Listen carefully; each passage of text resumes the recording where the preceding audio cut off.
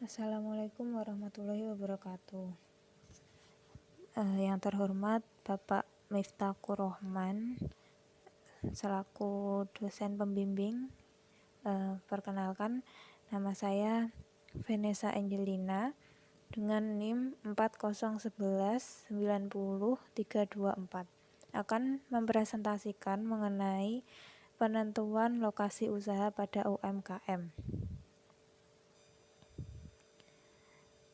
Yang akan dibahas pada materi kali ini yaitu yang pertama adalah pengaruh lokasi terhadap usaha, kemudian faktor-faktor yang mempengaruhi pemilihan lokasi, yang ketiga adalah trik memilih lokasi dan tata ruang yang tepat, kemudian yang keempat adalah evaluasi lokasi.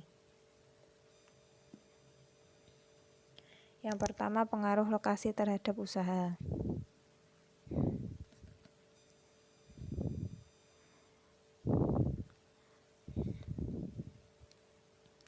Menurut Tarigan 2006, teori lokasi adalah ilmu yang menyelidiki tata ruang atau spatial order kegiatan ekonomi, atau ilmu yang menyelidiki alokasi geografis sumber-sumber yang potensial serta hubungannya dengan atau pengaruhnya terhadap keberadaan berbagai macam usaha atau kegiatan lain, baik ekonomi maupun sosial. Lokasi berhubungan dengan di mana usaha harus bermarkas dan melakukan operasi atau kegiatannya. Lokasi diartikan sebagai letak kedudukan fisik sebuah usaha di dalam daerah tertentu, dan Ciptono 2008 menjelaskan bahwa lokasi adalah tempat usaha beroperasi atau tempat usaha melakukan kegiatan untuk menghasilkan barang dan jasa yang mementingkan segi ekonominya. Lokasi usaha adalah pemacu biaya yang begitu signifikan. Lokasi usaha memiliki kekuatan untuk membuat atau menghancurkan strategi bisnis sebuah usaha. Pemilihan lokasi usaha merupakan salah satu keputusan bisnis yang harus dipertimbangkan dengan hati-hati karena kemudahan untuk menjangkau tempat usaha sangat mempengaruhi kedatangan konsumen. Pemilihan lokasi seringkali menentukan tingkat volume penjualan. Pada penelitian terdahulu, ditemukan bahwa lokasi usaha berpengaruh terhadap kesuksesan atau keberhasilan usaha, menurut Wahyudi dan Herianto tahun 2014. Menurut Kotler tahun 2008, salah satu kunci menuju keberhasilan atau kesuksesan adalah place, yaitu lokasi. Lokasi dimulai dengan memilih komunitas. Penempatan lokasi usaha di tempat yang strategis juga mempengaruhi perkembangan dan eksistensi usaha ke depannya, terutama untuk pengusaha mikro. Jika salah dalam memilih lokasi, maka usaha akan menjadi sulit untuk berkembang dan kesulitan dalam mendapatkan konsumen. Handoko menyatakan bahwa kesalahan-kesalahan di dalam pemilihan lokasi untuk membangun atau mendirikan suatu usaha harus diminimalkan, sehingga usaha tersebut dapat beroperasi secara efektif dan efisien. Yang kedua adalah faktor-faktor yang mempengaruhi pemilihan lokasi.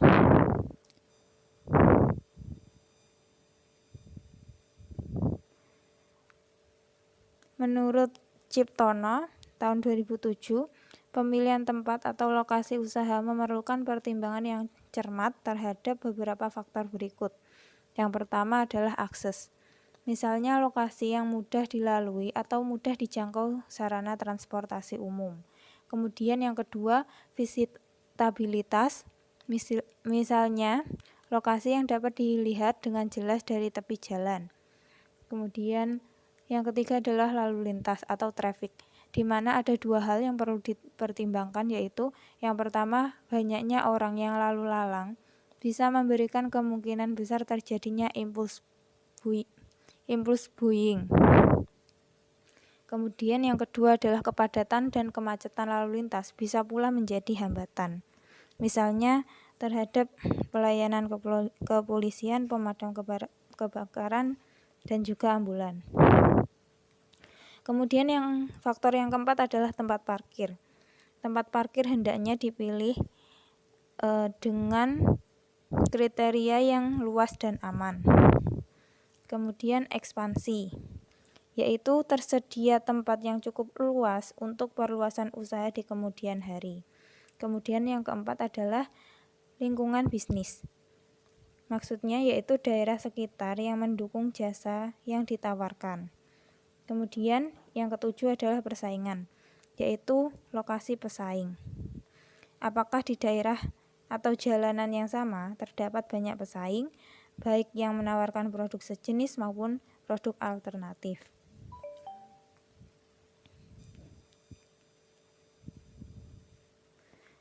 Kemudian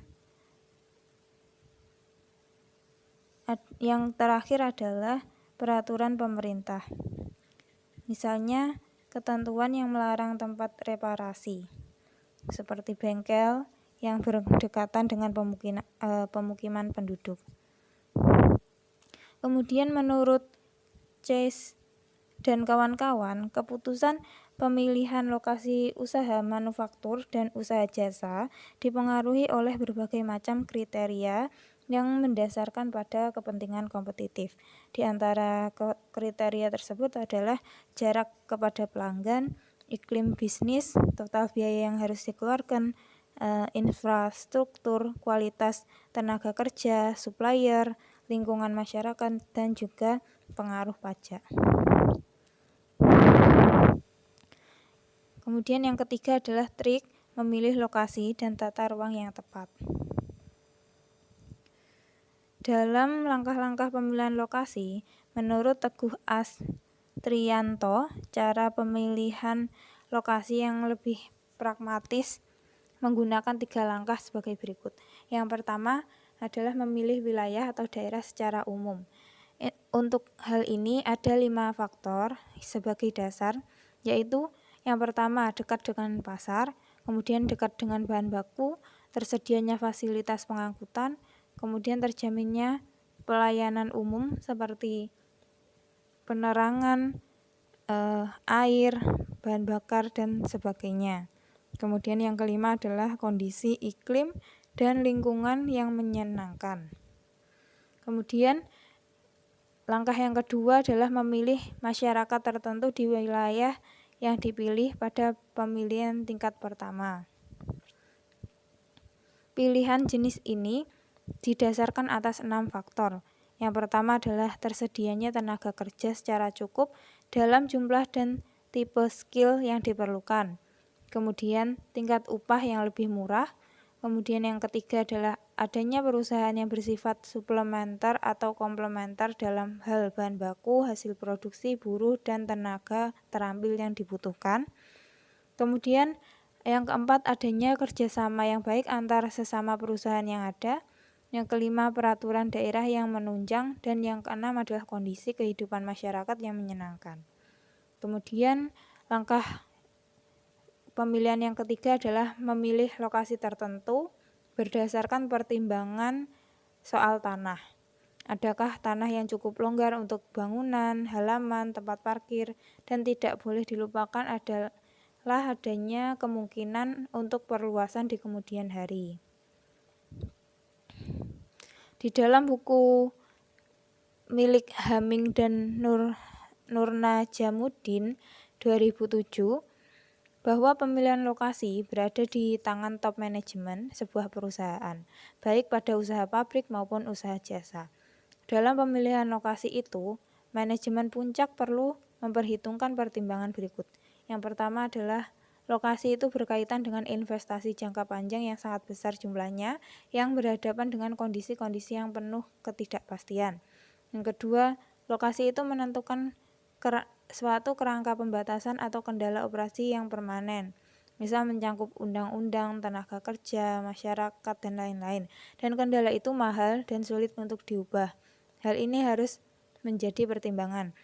Kemudian yang ketiga, yang harus menjadi pertimbangan adalah jika lokasi tersebut mempunyai akibat yang signifikan dengan posisi yang kompetitif perusahaan, yaitu akan meminimumkan biaya produksi dan juga biaya pemasaran keluaran yang dihasilkan. Kemudian tata letak. Tata letak yang saya temukan yaitu seputar tata letak pada sebuah pabrik. Tata letak merupakan tata cara pengaturan fasilitas pabrik guna menunjang kelancaran proses produksi. Pengaturan fasilitas ini berguna untuk menentukan luas area fasilitas untuk ditempatkan, kelancaran gerakan material handling, kemudian penyimpanan material permanen maupun temporer, dan juga peletakan posisi pekerja dan sebagainya. Pada UMKM, tata letak juga menjadi penting, karena dengan tata letak yang bagus pada sebuah usaha yang didirikan akan menjadikan minat konsumen lebih tinggi untuk datang dan juga berkunjung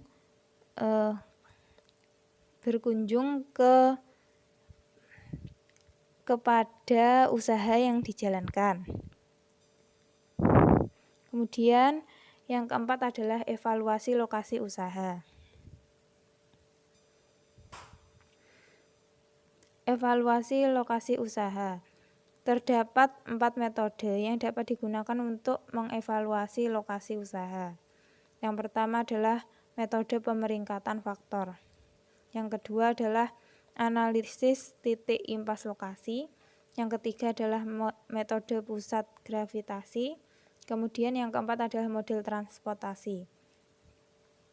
Pada metode pemeringkatan faktor memiliki 6 langkah, yaitu yang pertama membuat daftar faktor yang berhubungan yang disebut sebagai faktor penentu keberhasilan. Kemudian yang kedua memberikan sebuah bobot untuk setiap faktor untuk menggambarkan kepentingan relatif dalam tujuan perusahaan. Kemudian yang ketiga membuat skala untuk setiap faktor.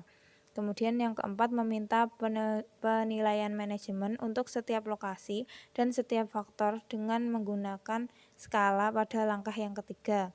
Yang kelima, kalikan nilai dengan bobot setiap faktor dan jumlahkan nilai total untuk setiap lokasi. Kemudian yang keenam adalah membuat rekomendasi berdasarkan nilai poin maksimal yang juga mempertimbangkan hasil dari pendekatan kuantitatif. Kemudian pada metode analisis titik impas terdapat 3 langkah. Yang pertama, menentukan biaya tetap dan biaya variabel untuk setiap lokasi. Yang kedua, petakan biaya untuk setiap lokasi dengan biaya pada sumbu vertikal dan jumlah produksi tahunan pada sumbu horizontal. Kemudian yang ketiga adalah pilih lokasi dengan biaya total terendah untuk jumlah produksi yang diharapkan. Kemudian metode yang ketiga, metode pusat gravitasi.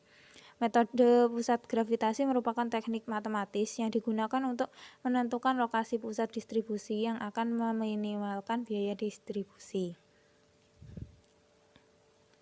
Metode ini memperhitungkan jarak lokasi pasar, jumlah barang yang akan dikirim ke pasar tersebut, dan biaya pengiriman guna menemukan lokasi terbaik untuk sebuah pusat distribusi.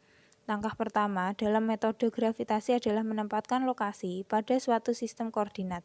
Titik asal sistem koordinat dan skala yang digunakan keduanya memiliki sifat yang berubah-ubah. Selama jarak relatif antar lokasi dinyatakan secara tepat. Hal ini dapat dikerjakan dengan mudah dengan menempatkan titik-titik pada peta biasa. Metode ini mengasumsikan biaya secara langsung berimbang pada jarak dan jumlah yang dikirim. Lokasi yang ideal adalah lokasi yang meminimalkan jarak berbobot antara gudang dengan toko ecerannya, di mana pembobotan jarak dilakukan sesuai dengan jumlah kontainer yang dikirim. Kemudian yang keempat adalah model transportasi. Model transportasi adalah sebuah teknik untuk menyelesaikan masalah sebagai bagian dari program linier. Tujuan model ini menetapkan pola pengiriman terbaik dari beberapa titik pemasok ke beberapa titik permintaan. Sedemikian hingga meminimalkan biaya produksi dan juga transportasi total. Dengan suatu jaringan titik pasokan dan permintaan, setiap perusahaan menghadapi permasalahan yang sama. Model transportasi memberikan solusi awal yang pantas dan kemudian perbaikan bertahap dilakukan hingga solusi optimal dapat dicapai.